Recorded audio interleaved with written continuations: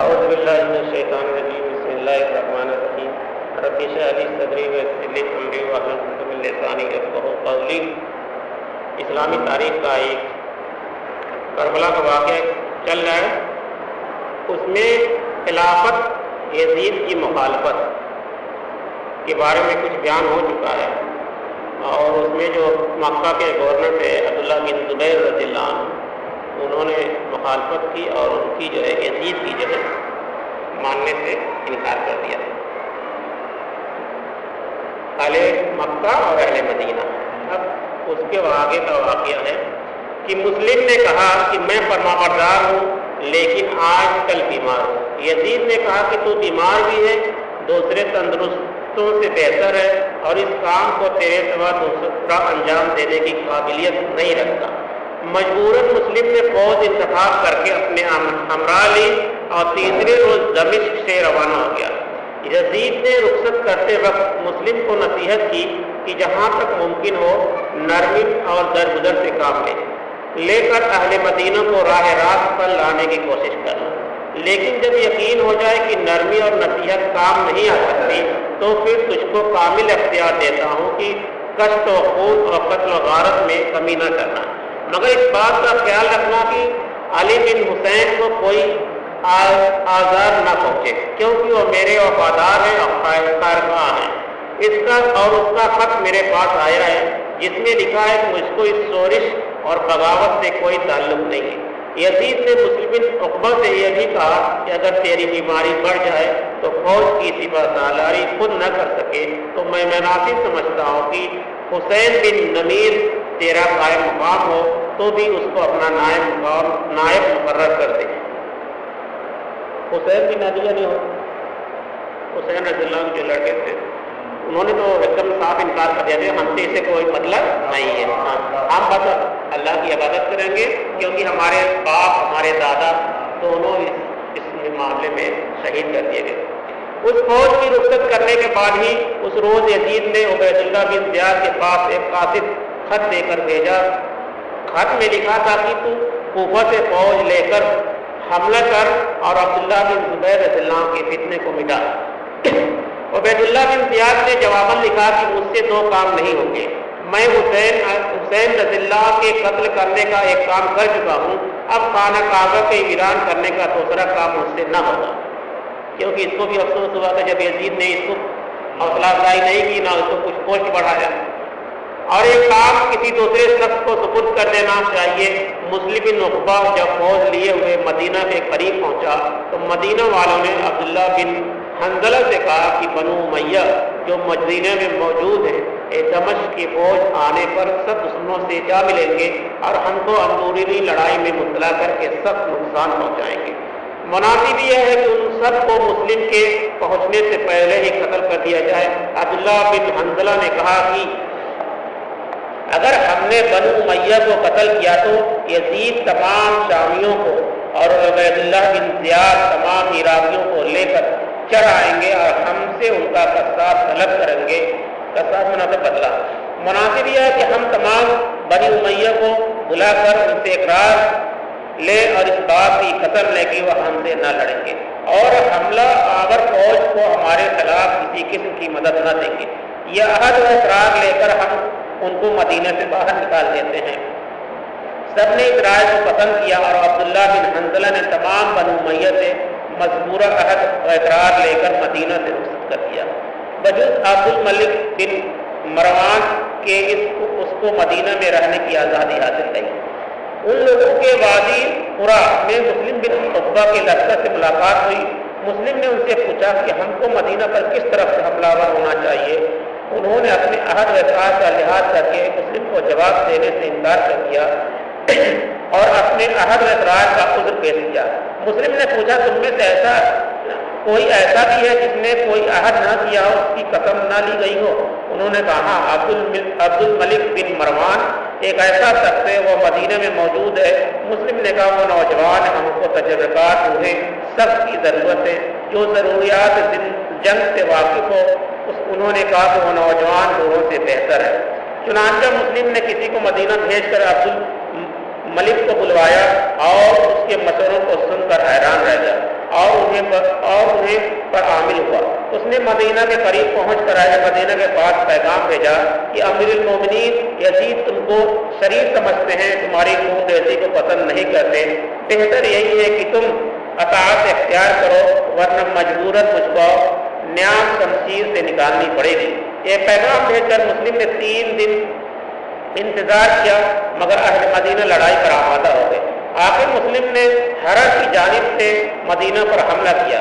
اہل مدینہ نے بڑی بہادری سے مقابلہ کیا اور لشکر شام کا منہ پھیر دیا، لیکن مسلم بن عقبہ کی بہادری اور تجربہ کاری سے اہل مدینہ کو شکست ہوئی۔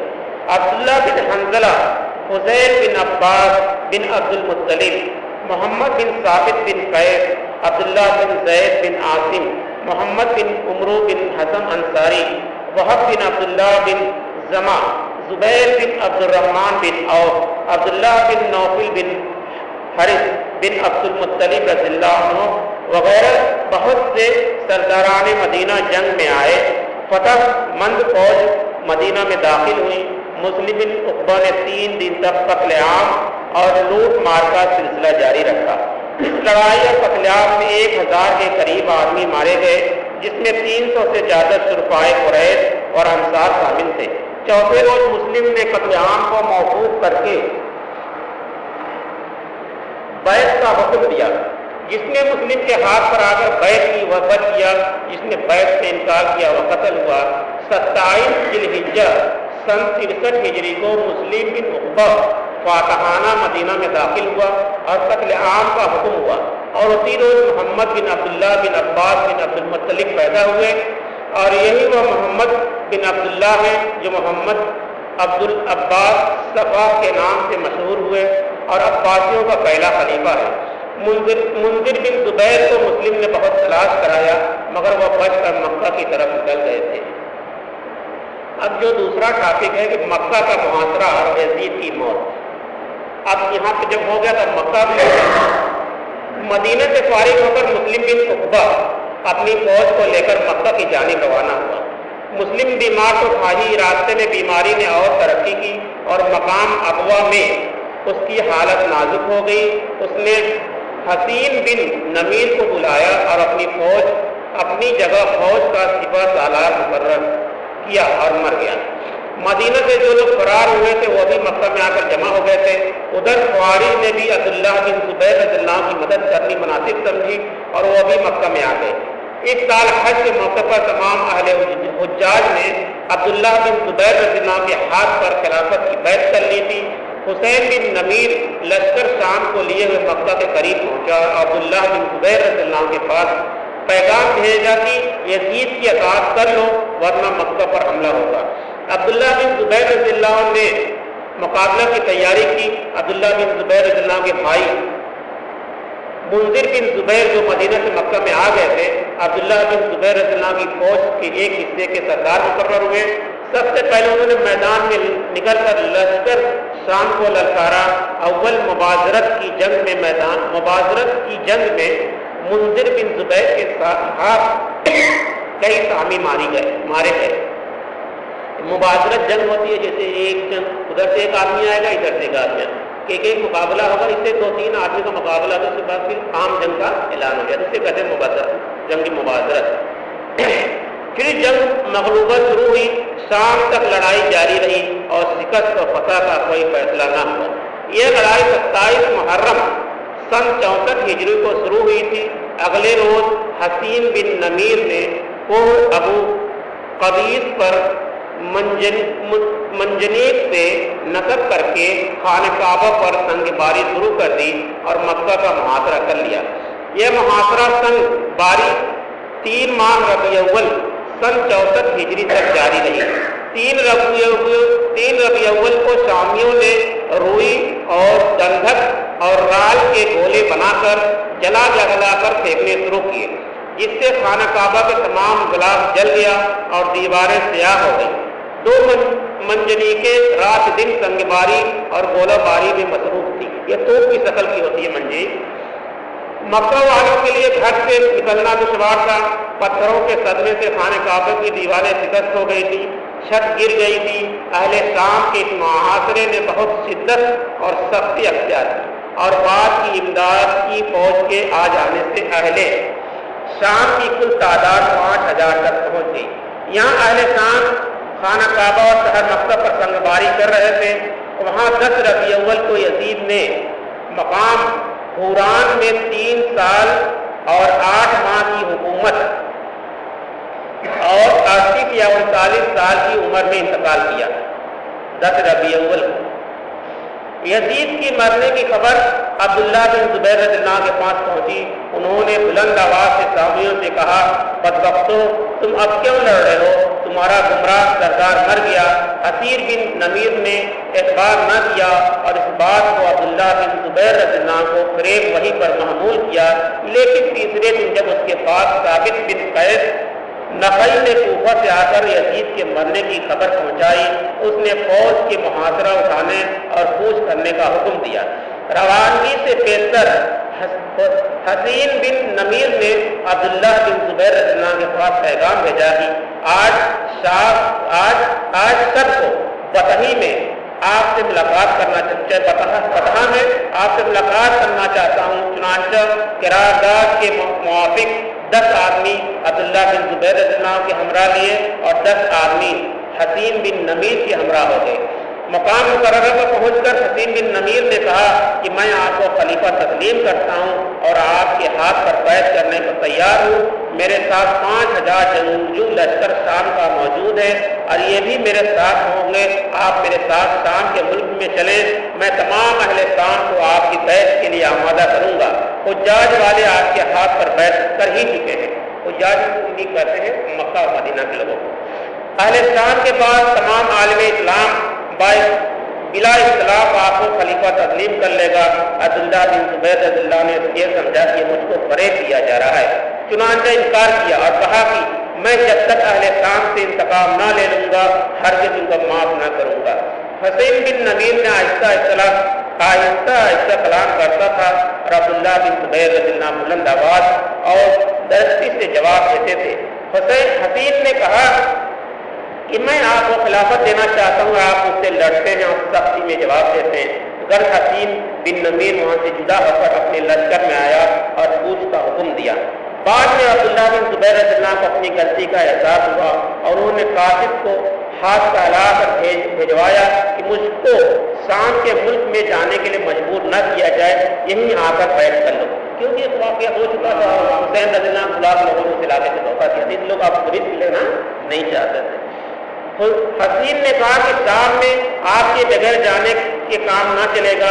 درس عبداللہ بن زبیر رضی اللہ مکہ سے جدا نہ ہوئے اور حسین بن نمیر مکہ سے مدینہ قریب پہنچا تو وہاں معلوم ہوا کہ یزید کی انتقال کی خبر سن کر اہل مدینہ نے پھر بنو امیہ کے خلاف کھڑے ہو کر یزید کے عامل کو مدینے سے نکال دیا، یعنی جو یزید کا حاکم تھا وہاں پہ، جس کو مسلم بن عقبہ مدینہ میں معمور اور متعین کر کے آیا تھا۔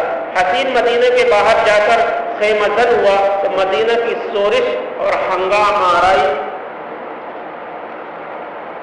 کم ہو گئی اور جس قدر بنو امیہ میں موجود تھے وہ سب حسین بن نمیر کے لشکر میں چلے اور کہا کہ ہم کو اپنے ساتھ ملک شام کی طرف لے چلو۔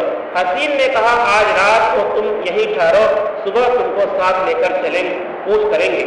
جب رات ہوئی تو حسین بن نمیر کے تنہا علی بن حسین کی تلاشی میں نکلا، ان سے ملا اور کہا یزید فوت ہو گیا، اس وقت عالم اسلام کا کوئی امام نہیں، تم میرے ساتھ ملک شام کی طرف چلو، میں تمام جہان کو تمہاری پر بیعت پر آمادہ کر دوں گا اور تمہیں خلیفہ وقت ہو جاؤ گے۔ اہل شام کو تم اہل عراق کی طرح نہ سمجھو، وہ تم کو ہرگز دھوکہ نہ دیں گے اور تمہارے درد پہ آزار ہوں گے۔ علی بن حسین نے کہا میں نے اللہ تعالیٰ سے عہد کیا ہے کہ ساری عمر کسی سے بیعت نہ لوں گا، تم مجھ کو اسی حال میں رہنے دو اور کسی دوسرے کو خلافت کے لیے تلاش کر لو۔ یہ کہہ کر حسین سے جدا ہو گئے، حسین سے جدا ہو گئے اور حسین اپنے لشکر میں آیا اور صبح بنو امیہ کو ساتھ لے کر شام کی طرف روانہ ہوا۔ انشاءاللہ اس سے آگے واقعہ کل قیامت ہوگا۔ اللہ تعالیٰ سے دعا ہے کہ ہم لوگ تاریخ کے واقعات سے نصیحت حاصل کرنے اور شریعت پسند مسلمان بننے کی توفیق عطا فرمائیں، آمین۔ سبحان اللہ بحمدہ، سبحان اللہ بحمدہ، اشہد ان لا الہ الا اللہ ونستغفرك ونتوب إليك. سبحان ربك رب العزة عما يصفون وسلام على المرسلين والحمد لله رب العالمين.